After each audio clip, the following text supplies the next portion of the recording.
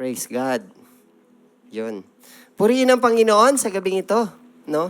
Bear with me mga kapatid kasi nung dumating ako galing Pilipinas, alam niyo yun, ang daming masakit, no? But then salamat sa Lord, nagpapagaling na po ang inyong lingkod and indeed maraming ganap, no? This past few years, no? Tagal natin din nagkita. It's been a year, no? Last year, nagpaalam kami, nung December, nagbakasyon kami, tapos bumalik kami next year na, no? Tagal nating di nagkita. But then, purihin ng Lord, everybody's in good shape, no? Kahit anong mangyari, no? Sa lahat ng panahon. Indeed, God is so good, no? Salamat sa mga kapatid natin na nandito ngayon, galing bakasyon, and we also would like to welcome, no? Pastor Bernard, no? It's nice to see you, no? Hindi ko nakikilala si Pastor Bern kasi masyado siyang slim, no? Then salamat sa Lord, no? Meron palang ganung pagkakataon, no? Dapat ganun din tayo, no? So maganda po ang pasok ng 2026, no? Indeed, God is wonderful, no? This 2026. Kung gaano po naging kabuti ang Lord sa 2025, expect something, no? God will prove that He is yung inawat po natin, no? Sa lahat ng panahon, no? Si Lord pa rin ang maitataas sa ating mga buhay. Palakpakan nga natin ang Lord sa gabing ito. Amen. No, alam ko, some of you pagod, galing sa work. Kaya lang, let the Spirit of the Lord, no, uplift our spirits.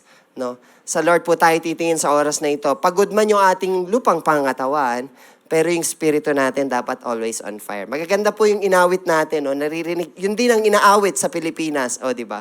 No? Pilipinas man or dito, talagang ibang magpuri, no? Pag nandun tayo sa sarili nating native tongue na meron tayo. And indeed, masarap sariwain, no? Yung every word na binibigay natin sa Lord, no? So, kumusta po ang inyong buong taon?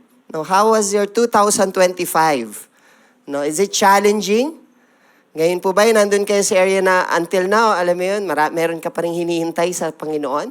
Just continue to wait, no? Sabi nga, yung paghintay natin sa Lord, hindi po yung denial, it's part of God's protection, no? Yung delay ng Lord, kumbaga kung meron mang delay, hanapin natin, Lord, anong tinuturo mo sa akin, no? Pag nagtanong tayo ng ganun sa Lord, may excite tayo kung anong gagawin ng Panginoon. Excited ba kayo mga kapatid to hear the word for tonight? No? Ang word po ng Lord ngayon is about the light. No? All of us, walking as children of light sa mga panahon na to, and this year and for this generation. But before that, I ask everybody to let's pray first, no? Let's pray.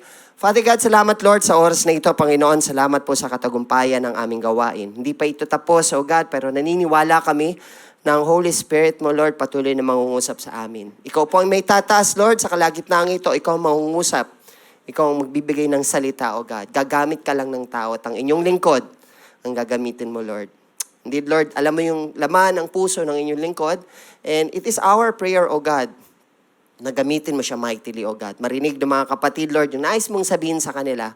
And sa oras din ito, Panginoon, nais naming isuko sa inyo yung laman ng aming puso. Indeed, Lord, this week is such a hard week for us. Pero alam namin, O God, sa church na ito, dahil dinala namin ang sarili namin sa oras na ito, Panginoon, magpapakahayag ka sa inyong mga anak. At ipaparamdam mo sa amin, Lord, yung kapayapaan na kahit kailan, Lord, hindi madedescribe ni naman. Sa oras na ito, Lord, nais naming itaas po ang inyong pangalan at patuloy kang mangusap, O God, sa aming mga buhay, sa aming mga puso. Salamat, Lord, sa katagumpayan ng gawain ito. And indeed, Lord, ikaw po ang maging dahilan, O God, para meron kaming pag-aralan sa gabing ito. Maraming salamat po. Ito po aming dalangin sa pangalan ni Jesus. Amen and amen. Yon. Palakpakan po natin ulit ang Panginoon. No?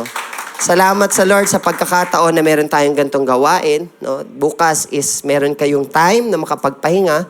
Kaya lang, if you still have time, no, find time to congregate and corporately worship the Lord in morning. No? So marami na pong nangyari. No? Papasok pa lang ang taon. Marami na pong nangyari. No? Meron po tayong isang kapatid, si Sister Rica, namatay po yung kanya, namayapa po yung kanyang kapatid. No? Kailan lang. Ngayon po, nasa Pilipinas siya. But then we are praying. No? We are praying for God's leading sa mga ganitong pagkakataon. I know in some of you, nandun sa area ng pagsubok sa oras na ito, pero hanapin natin. No? yung nais ipagawa ng Panginoon sa atin ngayong gabing ito. Handa na ba kayo mga kapatid? No? Praise God. No? So pag-aaralan natin is about the light. No? But the topic for tonight is about... Wala. Ayun. Yun. The light that shines. No? I know some of us gusto nating magningning. No? Sa loob ng court, sa trabaho natin, tayo bilang Kristiyano, gusto natin yon, no? Gusto natin ng limelight. Sometimes sinasabi natin, ayoko dyan. Pero syempre, pag nasa harap ka ng mga tao, andun yung point that you are proud of, that you are, you have something to work on. No? Alam mo na, sa oras na ito, excited ako. Bakit? Alam ko kasing merong gagawin ang Panginoon sa gabing ito. Hindi para itaas ang sarili ko, kundi para ikwento ang kabutihan ng Lord, no? Sa mga nakaraang araw. Ngayon po, alam nyo kung anong nangyayari, no? Di naman lingid kung anong meron sa Qatar ngayon. Pero alam nyo po yun, pag nandun ka sa kapayapaan ng Lord, yan, natatakot tayo, kapatid. Pero sa oras na ito, yung kapayapaang hindi maintindihan ng tao, yun yung tinatayuan natin sa oras na ito. And just imagine, kapatid, no? Yung mga imposibleng bagay, posible natin gawin. Bakit? Kasi ang kapangyarihan at ang kalakasan ng Lord, nasa sa atin. Yun po yung pananampalatayang meron tayo. So dito pa lang, pinag-aaralan na natin yung kaliwanagan na patuloy na nagniningning sa buhay natin. No? Hindi yung lakas, hindi yung mga achievements natin for 2025, hindi yung gandang lalaki ng 2025. Kumbaga, hanggang ngayon, ang pinag-usapan natin, biyaya pa rin ng Panginoon. At yun ang nagniningning sa atin sa mga oras na to. So syempre, when it comes to light, no, pag-usapan natin yung light and darkness in the lens of God's Word. No? Ano nga ba yung liwanag at ano yung kadiliman? No? Before that, alam natin, no, sino ang father of electricity? Si Thomas Alva Edison. No? Hindi ko po siya kaano-ano, pero baka tito ko siya, no? Spanish version. No? So si Thomas Alva Edison, isang American, no? Na kung saan, alam niyo po yun, he's the father of electricity. Kaya lang po, syempre, sa pamamagitan ng mga bagay-bagay, alam mo yun, merong nauna sa kanya. Na let's say, syempre, hindi naman makikreate kaagad ang ilaw kung di dahil dun sa mga materials na yun. Syempre, ang unang gumamit nun is si James Prescott Joule. Sa kanya galing yung joules, no? Yung unit of energy na joule, no? So first law of thermodynamics, energy is conserved. Electricity, when heat energy transforms into light energy, it is how the light bulb works. Kaya lang may problem dun sa materials niya, no? No? All kinds ng material, ginamit niya na in some degree. 6,000 different filaments. Pero may isang perfect filament na na-discover si Thomas Alva Edison. Just imagine, no? Merong gumamit ng maraming filament. Pero dahil dun sa perfect incandescent bulb na na-invento ni Thomas Alva Edison, siya po ang naging father of electricity. No? So siguro malakas talaga electricity nito. So si Joule naman, siya ang father of heat. Kasi yung sistema, yung heat na yon na may transfer mo para magkaroon ng liwanag, yun po ang nagawa. No, yun ang let's say ang na-resolve ni Joule, no? So here we can see, even Thomas Edison discovered the perfect filament. No? Yung tungsten po na tinatawag, yun, yung nasa gitna. No? Di ba pag tinitignan natin yung incandescent bulb, yung ating mga ilaw sa toilet, meron siyang manipis na ganun. Di ba? Yung manipis na yun, yung hair light na yun, yun ang nagkikreate ng liwanag. Di ba? How wonderful it is. No? Yun po yung incandescent bulb na meron tayo ngayon, na makikita nyo sa poste ng bawat daan sa Pilipinas. O, di ba? Hindi yung mga hindi yung malalakas na ilaw makikita mo sa sa poste natin. Ang makikita mo, incandescent bulb. No? Pwede siyang palitan, kapatid. Pag napundi yung sa poste nyo, palitan nyo na lang. No? Ganun, ibig sabihin, ganun kahina. No?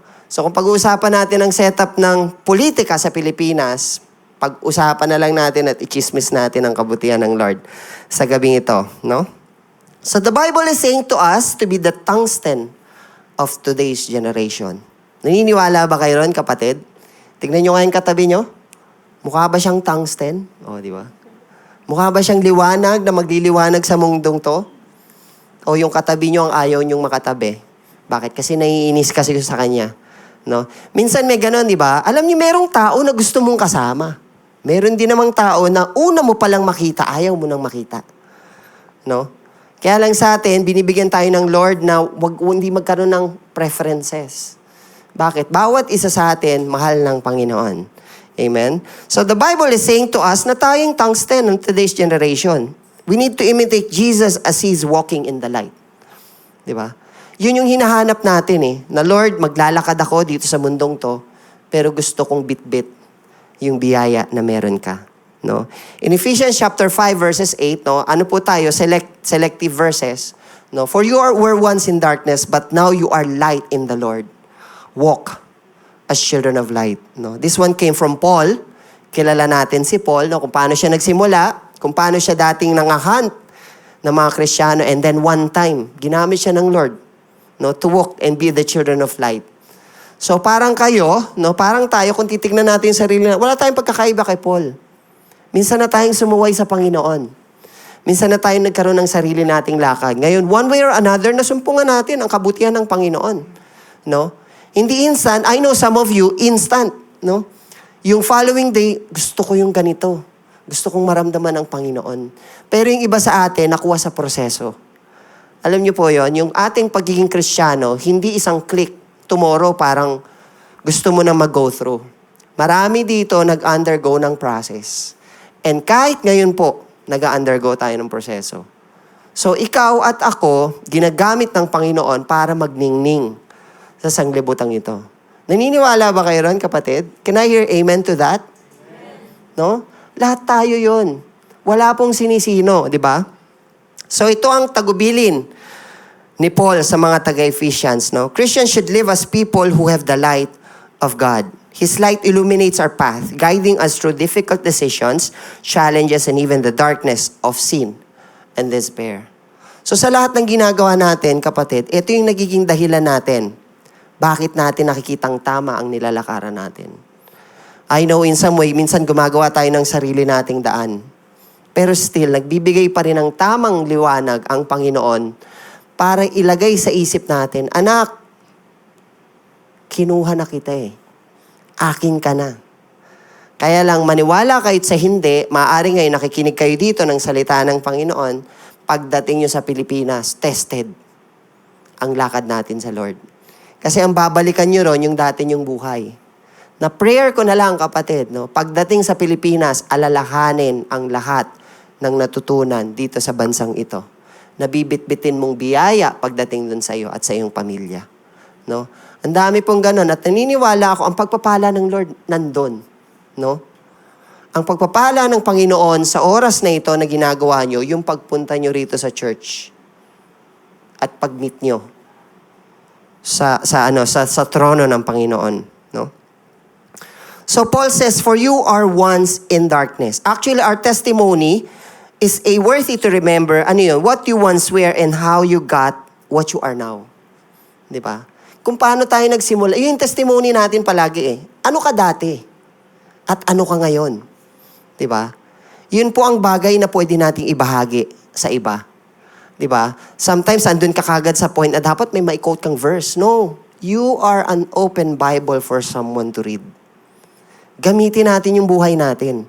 Gamitin mo yung mga pagbabagong ginawa ng Panginoon sa'yo. Yung kapatawaran ginawad ng Panginoon sa'yo. Yung dati wala kang pag-asa Dati wala kang future. Dati wala kang purpose. Pero ngayon nakita mo na, di ba? Ang laki-laki ng purpose ng Panginoon sa buhay ko. Maaring ang dami mong pagkukulang, pero yung kakulangan na yun, kapatid, pinuno ng biyaya at habag ng Panginoon. No? Babalik na yung kakulangan natin, actually, hindi ka rin magko-concentrate once you are a children of light. Magko-concentrate ka dun sa grace at love na ibinibigay sa'yo ng Panginoon. So what is darkness all about? No? Pag-usapan natin, syempre, nandun tayo sa light. We, as children of light.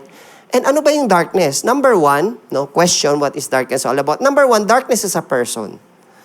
In Ephesians chapter 6, verse 12, for we do not wrestle against flesh and blood, but against principalities, against powers, against the rulers of the darkness of this age, against spiritual hosts of wickedness in the heavenly places. So ang kalaban pala natin, hindi tao. Di ba? Kaya wag niyong sumpain yung mga tao sa paligid niyo. Bakit? Minsan, ginagamit sila ng spiritual being para i-oppress or isuppress yung ating lakad sa Lord. Di ba? Yun yung dahilan bakit minsan si kapatid nakakaasar. Bakit? Kasi nga, hindi siya ang kalaban natin. Mind you, lahat tayo rito nasa church, di ba? Naniniwala ba kayong kahit ang kalaban nakikinig sa oras na to? Di ba? Kaya nga, di ba tayo, we need to guard our hearts. Bakit? The devil is prowling like a roaring lion waiting for someone to devour. No, may bait yan eh. Di ba? Na pagpupunta ka sa harap ng Lord, meron kang intention. At ano yon kapatid? And it is my prayer ng intention nyo sa gabing ito, marinig ang salita ng Panginoon at maisabuhay ito. Kasi kahit kami pong tumatayo rito, hindi kami nagbibigay ng something na hindi namin tinatayuan.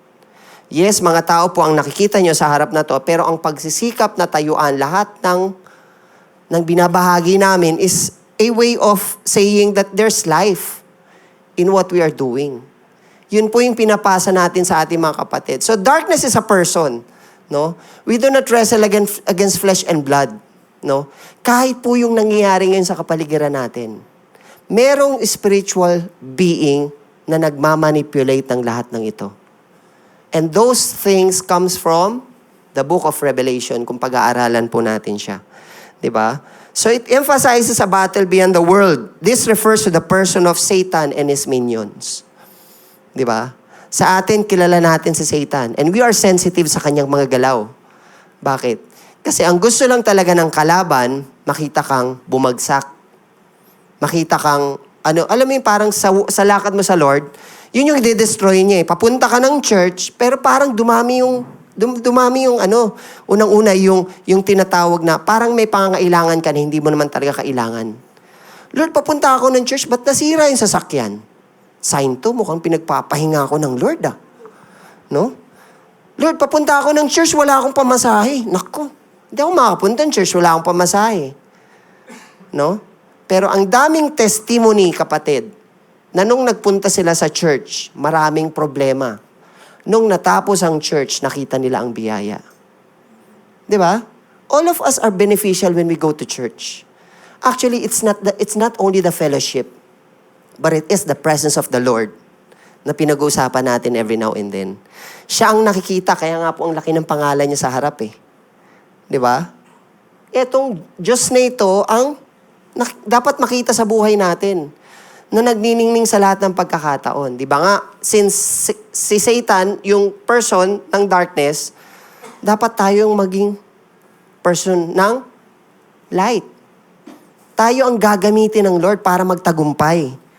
Di ba? How wonderful it is and convincing, no? It is convincing for us na ang crime nagaganap sa gabi, hindi sa umaga. Di ba? Kasi ang sin, hindi siya pwedeng expose. Nakakahiya yun eh. Ang sin, hindi pwedeng expose. Bakit? Kasi nga, sin siya. Walang sin na kung saan proud ka. Hindi ganon. No? Once you are in the battle of sin, secret yon kapatid. Kaya yun ang struggle na meron tayo. Kaya sa atin, kailangan siyang pagtagumpayan. Bakit? Meron kasing unang nagtagumpay sa atin. Amen? Number 2, darkness is a power. In Colossians chapter 1 verse 13, He has delivered us from the power of darkness and conveyed us into the kingdom of the Son of His love. So there's power in darkness. No? Kaya nga tayo bilang Kristiyano, hindi tayo nagmimingle or nananatili sa dilim. Kailangan kung nasa dilim ka, magningning ka kagad. Dapat i-declare mo kagad kung sino ka. No, that you are the child of God. Ikaw ay anak ng Diyos. There's power when you are dealing with those things. Pag sinasabi mong anak ka ng Lord, may kapangyarihan yon kapatid. Hindi lang yung salita na para sabihin mong isa kang Kristiyano na lumalakad sa biyaya ng Panginoon. No. May kapangyarihan ang anak ng isang Panginoon. Amen? Do you believe that? No? Yun po yun, no? So God has rescued and redeemed believers. This is how powerful darkness can take over a person's life to a point they do things unimaginable. Di ba? Minsan sabihin nyo, mabait naman siya eh, pero paano niya nagawa yun? 'Di ba? Yung wife na sino yun? Si Good, yung taga Canada. Ngayon kilala siya ng tao na mabait. Pero hindi kasi natin siya kilala. No, hindi mo alam paano siya nabuhay. Hindi mo alam paano siya lumakad. Lahat naman ng tao may kapasyahan para maging mabuti at maging masama. Pero ang sa atin, 'di ba? Yung sinasabi ro na we don't know kung saan tayo pwedeng dalhin pag nandun ka sa kadiliman. Pero mind you this, no, once you are in the darkness, hindi tayo magtatagumpay diyan, no? Wala pong tupa na nagsolo na nagtagumpay. Ang tupa matatag pag magkakasama. Bakit? Kasi nandun ang shepherd. No? Ganun lang po yun ka-clear. Kaya nga 'di ba, kapag ang shepherd kulang ng isang tupa ang ginagawa, iniiwan yung marami, hinahanap yung isa. Kasi alam niya na nasa panganib yung isang yon. Same thing with us. You have been found by the grace and love of Jesus Christ. Out of the millions and millions of people here on earth, ikaw ang natagpuan niya. Aren't you happy for that? No, parang Lord, salamat. Ang daming pwedeng makita, pero ako ang nakita mo. 'Di ba? From there, magkakaroon ka ng confidence eh.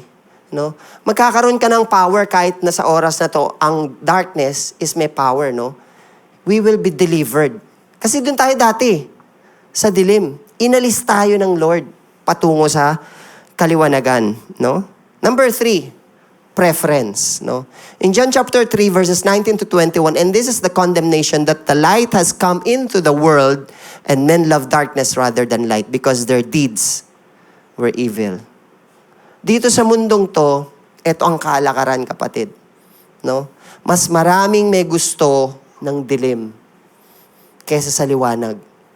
Na kahit na tayo, lumalakad tayo sa liwanag, ang struggle natin sa dilim, dahil ang grupo nga, for example, in your work, ikaw lang Kristiyano. Sila, marunong silang mandaya, no? Sabihin natin, baka mga politika to, no? Marunong silang mandaya dun sa setup nila. Nag-include ka ngayon.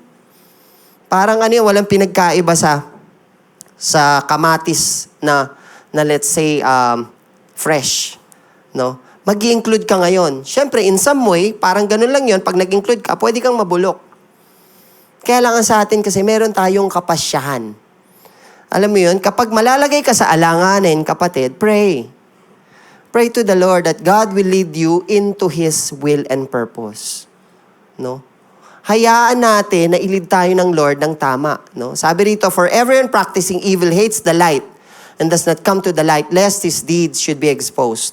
But he who does the truth comes to the light, that his deeds may be clearly seen, that they have been done in God. No? So kumbaga, alam ko, no, syempre, lahat naman tayo nagkakasala. Mahirap halungkatin ang area ng karumihan sa buhay natin. Pero mas magandang nakikita ang buhay mo pagdating sa Lord kung sino ka at ano yung kaya mong ibigay sa Panginoon.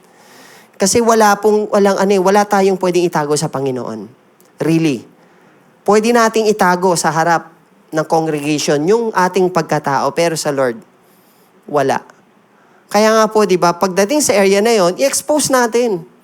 Kung ano yung mga bagay na hindi okay sa atin, i-expose natin ngayon para magningning ang kalwalitian at kadakilaan ng Panginoon. Yun lang yun, di ba? Sa paglakad natin sa Lord, biyaya yun, kapatid, no? So only the message of Christ that sinners reject and despise can save them. It's not that they only love darkness, but their deeds are evil. Darkness is a picture unwillingness of not God to shine on you. So do not stay, no? Alam ko nagkakaroon tayo ng preference minsan, lalo na po sa Pilipinas. No? Kumbaga, ako talagang, nung nandun ako sa Pilipinas, ang prayer ko na lang palagi, alam niyo, lahat na lang ng galaw ng inyong mga kamag-anak. In some way, nagkakaroon ka ng preference. Parang ang ano nga doon, parang ang sa atin, yung nabasa ko nga, yes, minsan gusto natin ipagtanggol yung faith natin. Pero kapatid, tignan mo tignan mong maliwanag. Si Lord, nung minak yung kanyang faith, dinuraan siya. Nakarinig ba kayo ng salita na binanggit niya o binigkas niya dun sa kanyang mga kalaban? Bakit tayo minsan? Pag nasasaling, no? Touch me not. Pag nasasaling ang ating pananampalataya, parang nanggagalaiti ka. Di ba, mas kailangan nating, alam mo yun, lakaran, yung pagiging Kristiyano, kaysa ipagtanggol yung pananampalatayang meron tayo. Kasi dun pa lang sa lakad mo, makikita na kung sino ang Kristiyano at ang hindi totoo. Di ba? Na minsan, ang pinakamalakas na sigaw, or ang pinakamalakas na argumento, yung lakad mo, kapatid. Ganun pala yun. Pagdating mo sa Pilipinas, kailangan mong lumakad ng may biyaya sa Panginoon. Bakit? Kasi unang-unang matetest yung temper natin. Para hindi pwedeng ginaganito si Lord. Di ba? Doon pa lang machicheck ka na eh. Bakit? Hindi ka lumalakad ng ayon sa kalooban ng Lord.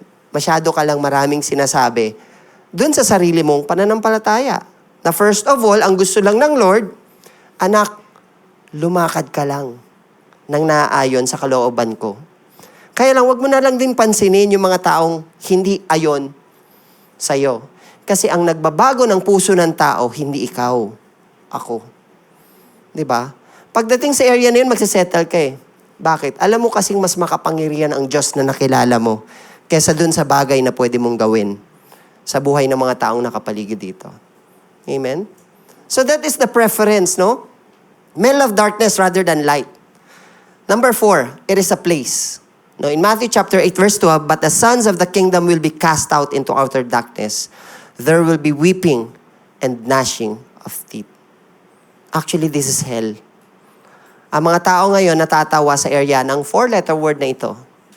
But then, tayo kasi, dahil sa ating pag-aaral, pupunta ka rin sa point na ayokong mapunta sa outer darkness na yon. Bakit? Mahirap. Kasi pag napunta ka na ron, no turning back yon, kapatid. No? What happened to Lazarus and the rich man?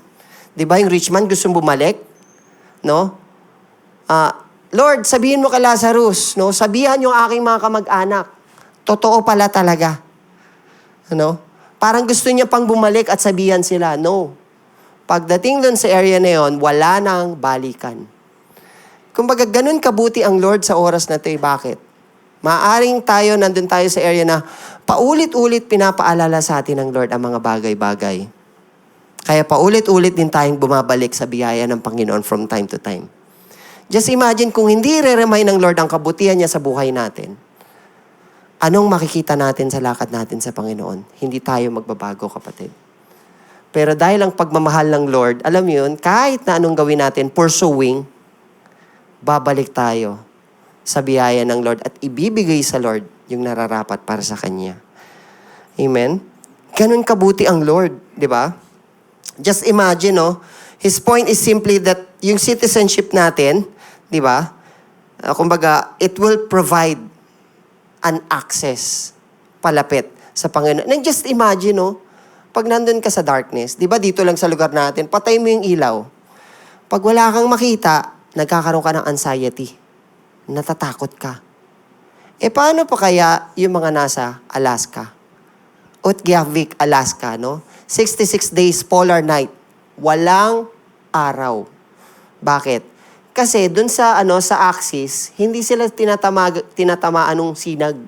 Meron man, onti lang. Pero hindi sila nakakaranas ng sikat ng araw. Just imagine, kapatid, 9 a.m., lumabas tayo ngayon, madilim. Madilim at malamig. So imagine kung nandyan ka sa lugar na yun. Minsan tayong wala ron, sabihin natin, maganda dyan. Pero pag nandun ka, kapatid, ibang vitamins ang binibigay sa kanila. Usually, vitamin dito. No? Walang araw eh. No? Maganda man yung kanilang balat dahil malamig, pero still, kukulangin pa rin sila ng vitamin D na helpful sa pangatawan. Di ba parang tayo, ang binibigay ng mga doktor ngayon, puro vitamin D. Di ko rin maintindihan bakit eh. Kulang pa rin pala talaga tayo sa araw. No? Just imagine. So yung mga tao rito, for sure, pagdating ng 66-day polar night, umaalis ng Alaska. Lumilipat sa ibang bansa na may araw. Kasi walang tao na gustong manatili sa dilim. Tatandaan po natin yan. Minsan nandun tayo sa point na, alam nyo yun, di ba, marami tayong kakulangan, marami tayong loopholes. Minsan na tayo nasa kadiliman at alam natin yung buhay ng nasa dilim. No? Kaya nga tayo hinango ng Lord patungo sa kaliwanagan. So, ibig sabihin, sa oras na ito, dapat, pakita natin, no? We need to fight a good fight of faith. Palapit sa Panginoon. So, when you die without Christ, you will spend eternity in total darkness. Who wants to be included? No? Siyempre, wala. Ayaw natin sa dilim. Yun yung dahilan, kaya tayo binibigyan ng command to be the light. So, pinag-usapan natin yung darkness. Pag-usapan naman natin sa light. No, sabi rito, when you die without Christ, you will spend eternity in total darkness. So, what happens when you are in the light? Gaya ng pag-aaralan natin dito sa buong buwan na to, na lahat ng maririnig natin, preach about being the light of this world. No?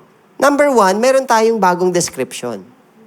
In 1 Peter chapter 2 verse 9, but you are a chosen generation, a royal priesthood, a holy nation, His own special people, that you may proclaim the praises of Him who called you out of darkness into His marvelous light. Special ka, kapatid. Hindi special child, Ibig sabihin, special ka na tinawag ng Lord. Kasi yun Bakit tayo naging special?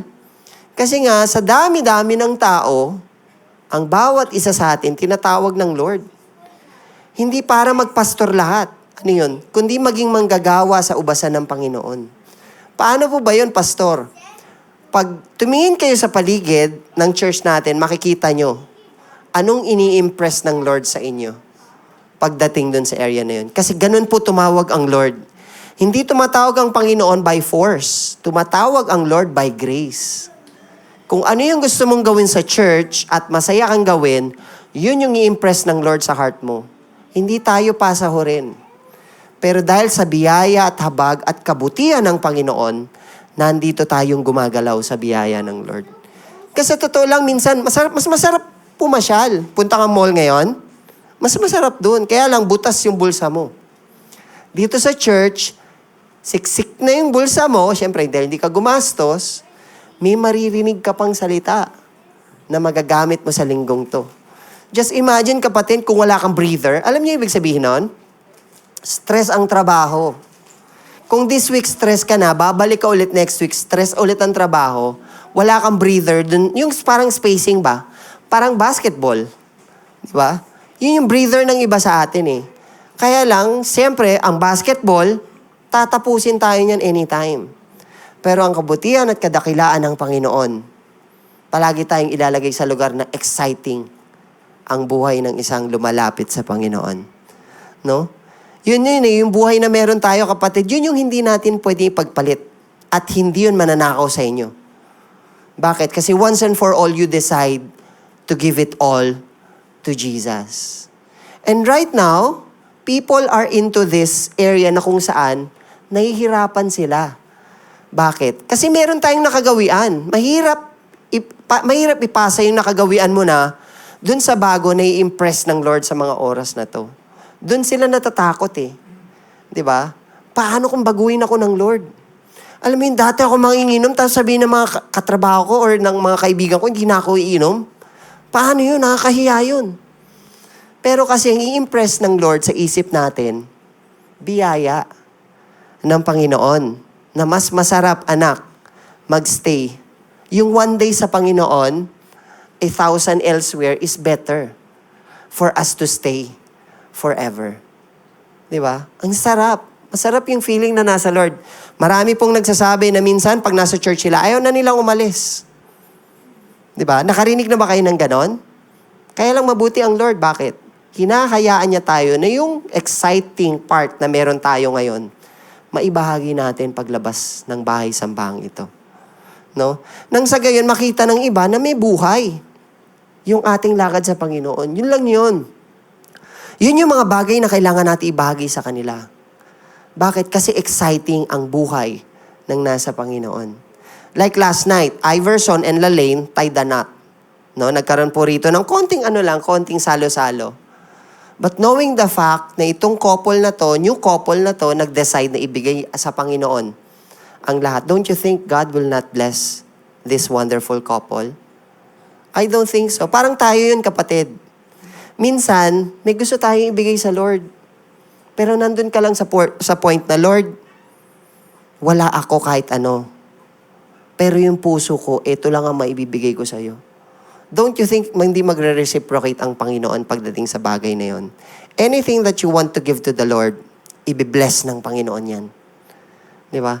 Ganon kasi ang Panginoon. Kahit na walang-wala ka na, kung puso lang ang pwede mong ibigay sa Kanya, it can mean a lot to the Lord. And it matter to us na ibigay sa Panginoon ang puso natin. Kasi nga, ang puso natin ang pinanggagalingan ng lahat ng bagay. Di ba? Hindi pera. Yung puso. Kasi ang puso, pag meron kang pera, magbabago yan. Di ba?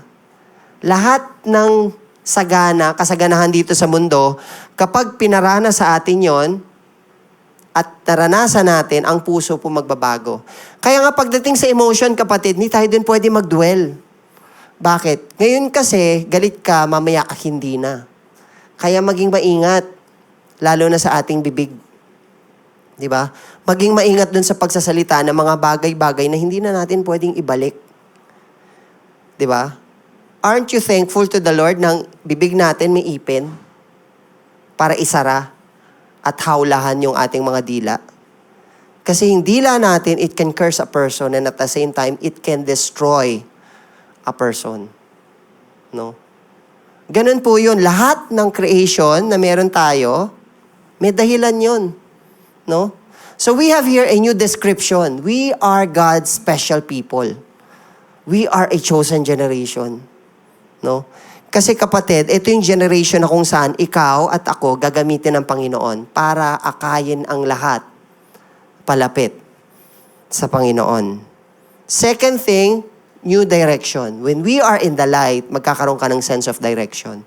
This 2026, I know some of you, may mga New Year's resolution na maaring yung iba, mahirap, alam mo yun, mahirap ma-achieve. Yung iba naman, nagawa na, pero lahat yun, kapatid, papunta dito sa new direction. In Ephesians chapter 5, verse 8 to 9, it says, "For you were once darkness, but now you are light in the Lord. Walk as children of light." Very solid, no? Very solid yung binibigay ni Paul pagdating dun sa instruction. Hindi siya mahirap sundin. Bakit? Kasi nga, solid, sound yung kanyang instruction. For the fruit of the Spirit is in all goodness, righteousness, and truth. Ibig sabihin, walking as children of light, hindi magmamatter dun sa flesh. Magmamatter dun sa fruit of the Holy Spirit. Diba? Parang sa atin, kapatid, ang lakad natin sa faith, hindi magmamatter na dapat si Pastor Dave, nakalakad siya nang dahil sa sarili niyang lakas. No. Dahil yun sa biyaya ng Panginoon. Kasi nga, nandun tayo sa dilim. Makakapunta ka dun sa liwanag kung ang banal na Espiritu Santo ang mananaig sa buhay mo. 'Di ba? Kung magkakaroon ka ng sense of direction, palapit sa biyaya ng Lord, hindi palayo. Kasi most of the time, ang lakad natin, hindi palapit sa Panginoon.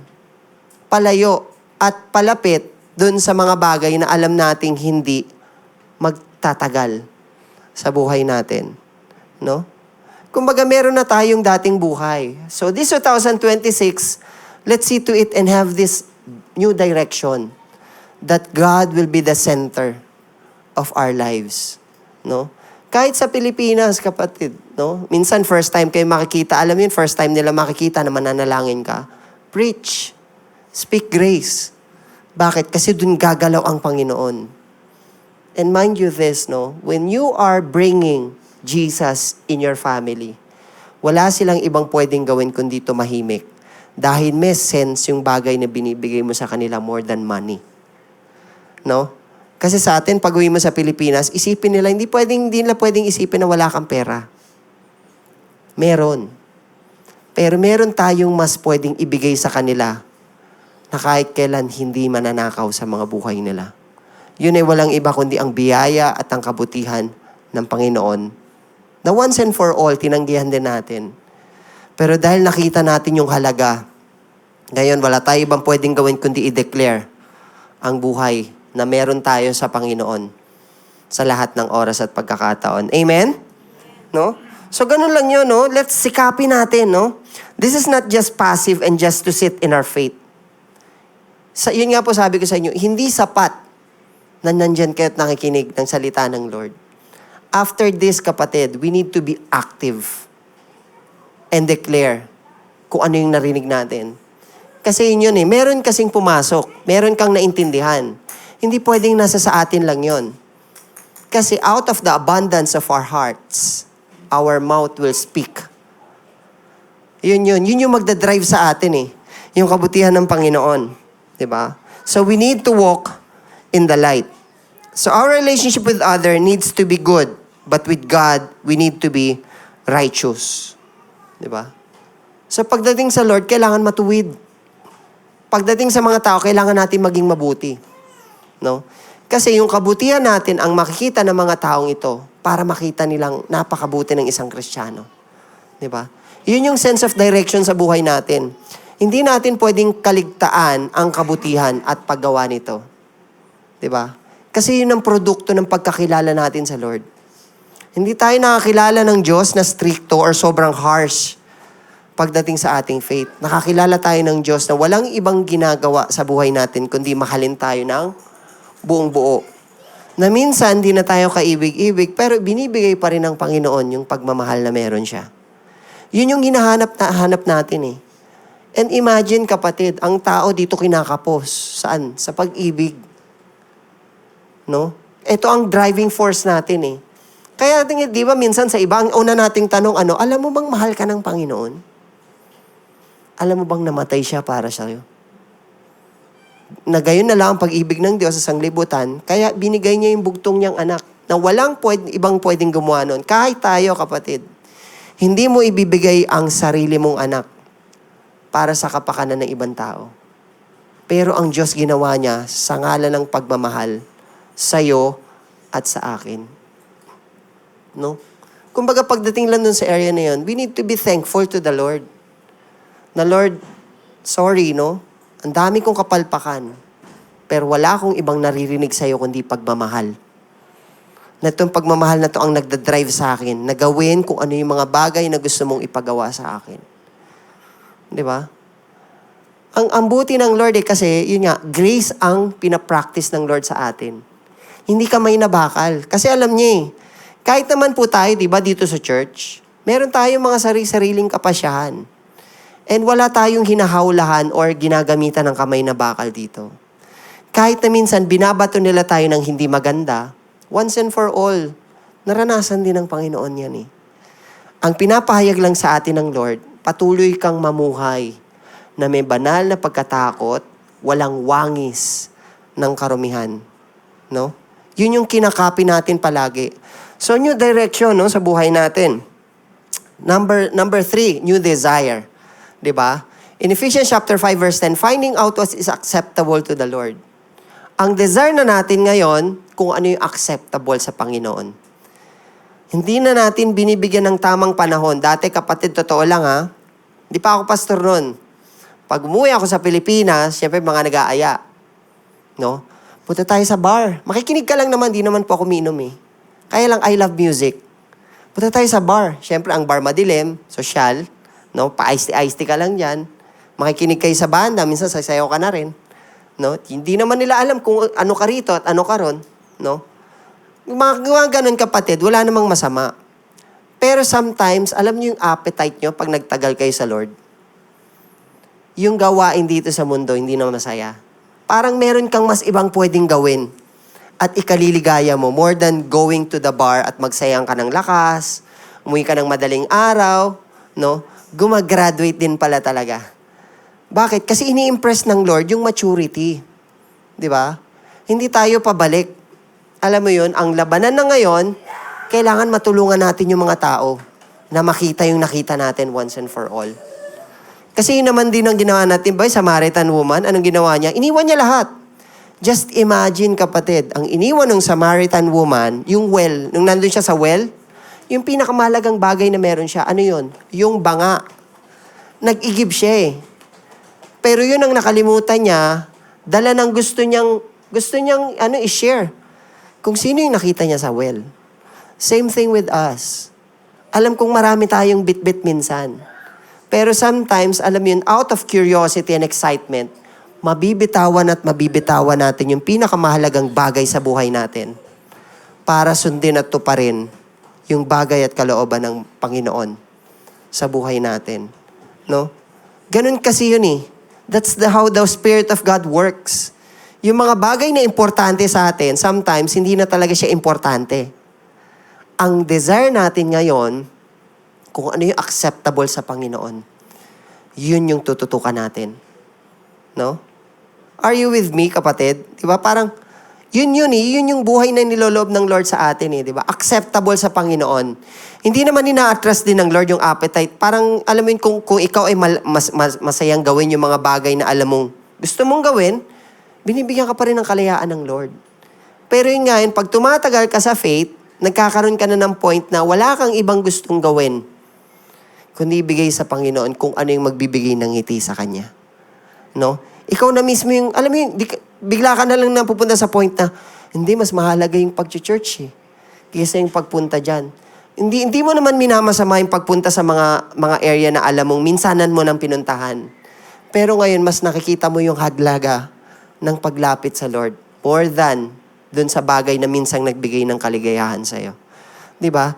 Nagkakaroon ng panibagong desire yung buhay natin. Kasi nga, ang meron tayo, Espiritu na ng Panginoon. And that is the one really working in us 24/7. Diba? And lastly, we have a new distinction. Diba? Kumbaga, mahaba po ito. This is coming from 1 Corinthians chapter 5, verse 9 to 13. Pero gusto ko lang sa dulo, no? Put away from yourselves. Diba? Put away from yourselves the evil person. Kumbaga sa atin, meron tayong kasamaan. Hindi yun mawala. Pero ang biyaya ng Lord, yun yung naging kalakasan natin. Para hindi tayo manatiling in company pagdating dun sa kasamaan ng mundong to. Yun lang yun, kapatid. If you find yourself na ikaw ay mapapasama sa isang group, check your heart. Check yourself. Hindi niloloob ng Panginoon na ikaw ay nasa company ng kung saan lahat ng company na yon masama. Kasi really, no, gagamitin ka ng Lord para sila bigyan ng babala with regards dun sa spiritual mong buhay na hindi kalooban ng Lord yan. Once and for all, minsan mo lang yun sasabihin. Pero pag sinabi mo na yun, huwag kang magbigay ng preference sa kanila. Hayaan mo na ang banal na Espiritu Santo ang gumalaw sa buhay ng mga taong to. And pray for those people. Like what we are doing right now to people around us na hanggang ngayon, 2026, pinananalangin pa rin natin. Meron kasing nakatatak sa atin, no? Na ang company na meron ka, hindi ka mag-enjoy sa company sa labas. You have been set apart. You are a chosen generation. No? A royal priesthood set apart for God's kingdom pagdating sa mga oras na to. No? So you're walking and at the same time learning to walk with the Lord. 'Di ba? Parang kagaya ng sa mga may asawa, 'di ba? Sa atin, 'di ba, pag meron kang asawa, you want to walk with that person hand in hand. Kaya nga alam ko rin yung desire ni Pastor Bernard na makabalik. Lahat tayo nanalangin doon. And this is the time God granted the prayer of our brother. And hindi natin alam yung mga susunod. Pero alam niyo yung distinction na ikaw ay binili ng Panginoon, no? Sometimes kasi yun nga, pag may relasyon tayo sa Lord, hindi siya naaagaw ng sitwasyon. No? Pangit man ang sitwasyon na nangyayari sa buhay natin, pero yung biyaya pa rin ng Panginoon ang makikita natin. Ganun yun eh. Kasi pag i-describe natin yung biyaya ng Lord, hindi tayo karapat-dapat eh. Pero alam mo yun, dahil sukdulan ng biyaya ng Panginoon, binigay niya yun sa atin. No matter what. Kung paano mo tatanggapin ang biyayang to, anak, ibibigay ko lang to sa'yo. At paulit-ulit na ibibigay ko sa'yo ito. Bakit? Kasi ito ang nararapat. Yun ang dahilan, kapatid. Bakit magpahanggang sa ngayon, 2026? Gusto pa rin dating lumapit sa Panginoon. Alam mo, minsan sabihin natin, tinanggap ko na naman si Lord eh. Bilang sariling Panginoon tagapagligtas. Pero more than that, more than the time that you are hearing this word, merong ginagawa ang Panginoon behind the scenes Na minsan, nasasabi natin sa sarili natin, hindi ako karapat-dapat sa kabutihan ng Panginoon eh. Pero niloloob ng Lord na maging mabuti. Kasi yun siya. Diba? Hindi mabuti ang Lord, kapatid, dahil mabuti ka. Mabuti ang Panginoon dahil yun siya. Parang sa atin, no, pagdating sa blessing, hindi tayo pinagpapala ng Lord dahil Kristiyano ka. Pinagpapala ka ng Lord kasi anak ka ng Panginoon. Diba? Yun lang yun. Anong relasyon meron ka at ang Panginoon? Paulit-ulit nating sinasabi, hindi po religion ang sinusuong natin. Relasyon sa Panginoon. So kung ngayon nakikita mo this 2026, aandap-andap ang pagiging light mo sa mundong to, pray to the Lord that the fire of God will always pour sa buhay natin. Na once and for all, wala tayong ibang isipin kung di acceptable sa Panginoon.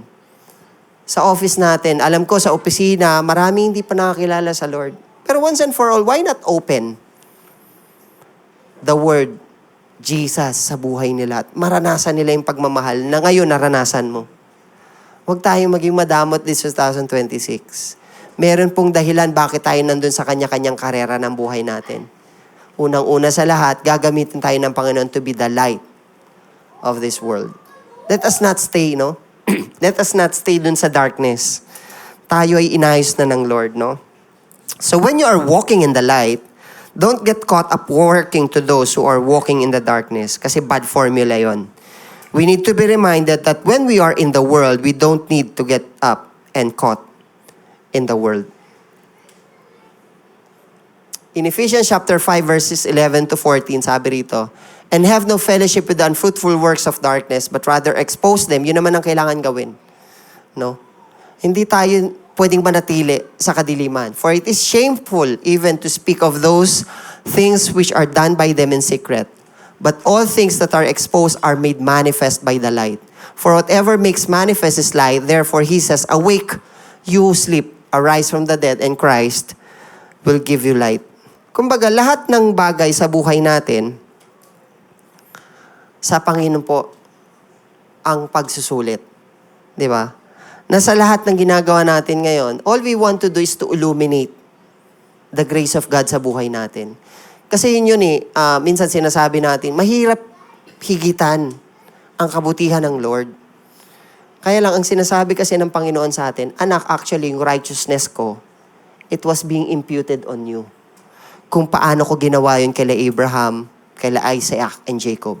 Hindi sila marurunong hindi sila mga matuwid. Walang matuwid na ginamit ang Lord nung unang panahon kagaya natin. Pero dahil ibinigay ng Lord yung kabutihan na yon, at yung katwiran, at yung pagiging matuwid, wala tayong ibang pwedeng gawin kundi angkinin nyo ng buong buo. Kasi yun po ang binigay ng Panginoon sa atin. It's like the salvation that God gave us, no? Hindi yun maaagaw sa atin. Kahit magloko tayo ng ilang beses, yung sinasabing no turning back, tignan natin kung sino ang magtatagumpay sa atin at sa Panginoon. Di ba? Kasi ang pag-ibig ng Lord, always, alam mo yun, hunting. That whatever happens, Lord, wala talaga ako ipagmamalaki. Ikaw talaga ang mananalo. And just imagine, no?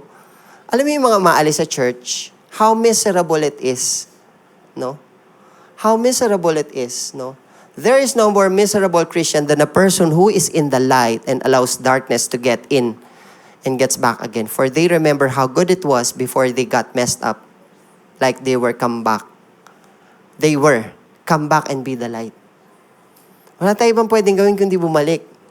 Bakit? Kung nandun kayo sa area na, alam mo yun, parang nag-wander kayo ulit, ang laking bagay ng mamimiss nyo pagdating dun sa lakad nyo sa Panginoon. So right now, all you've got to do is to come back.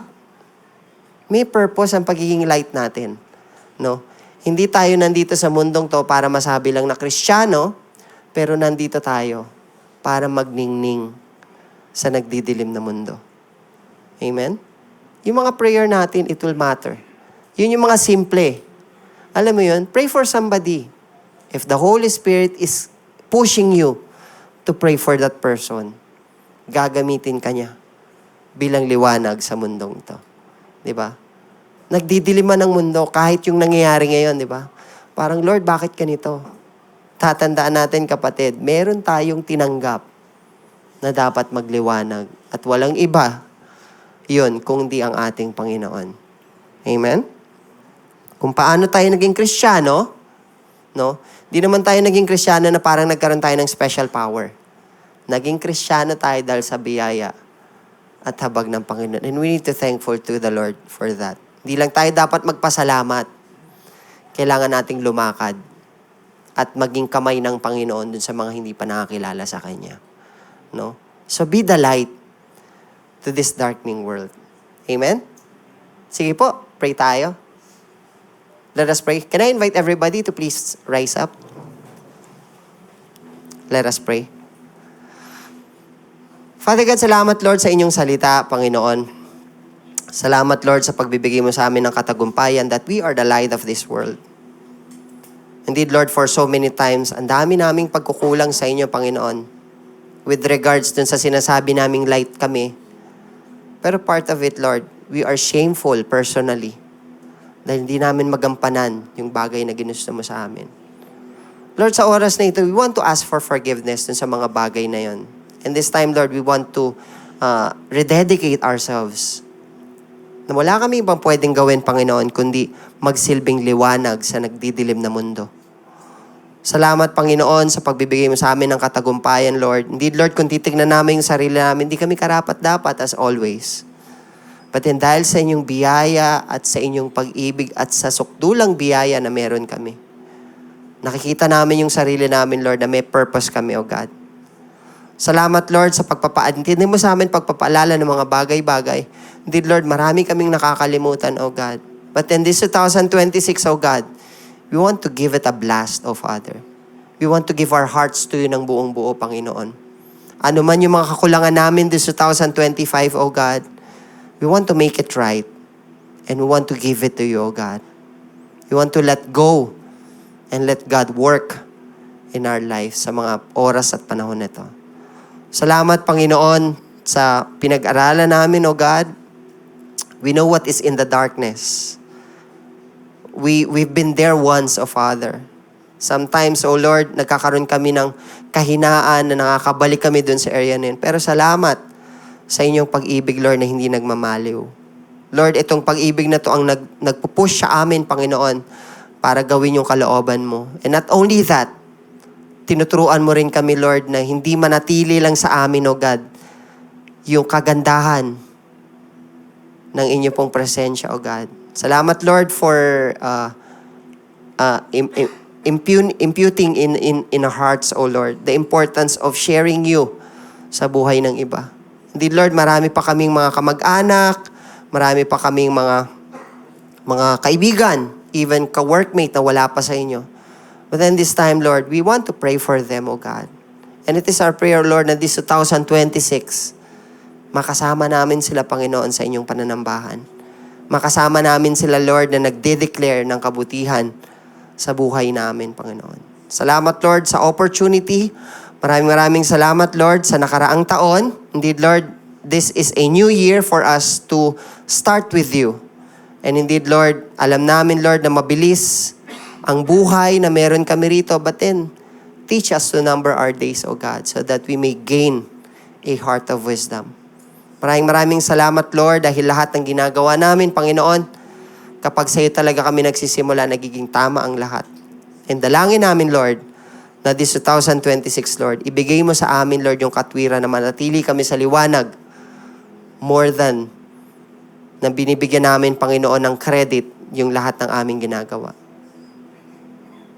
Maraming salamat, Lord, sa ginagawa mo sa amin. And this time, Lord, we want you to do your will and your part sa buhay namin. All we've got to do, Lord, is to keep on praying. And ikaw ang magbigay sa amin, Lord, ng heart na manatili na nananalangin sa lahat ng oras at pagkakataon. At walang ibang ninanais, Panginoon, para makita ang inyong pong purpose sa aming buhay. Salamat, Lord, sa oras na ito. Igawad mo sa buhay ng bawat isa, Panginoon, yung kapayapaan and even yung katotohanan, Lord, na ikaw ang magbibigay sa amin ng katagumpayan sa lakad namin bilang Kristiyano. Maraming salamat po, Panginoon. Patuloy kang may galak at may taas sa aming kalagitnaan. Salamat po. Ito po aming dalangin sa pangalan ng iyong anak na si Jesus. Amen and amen.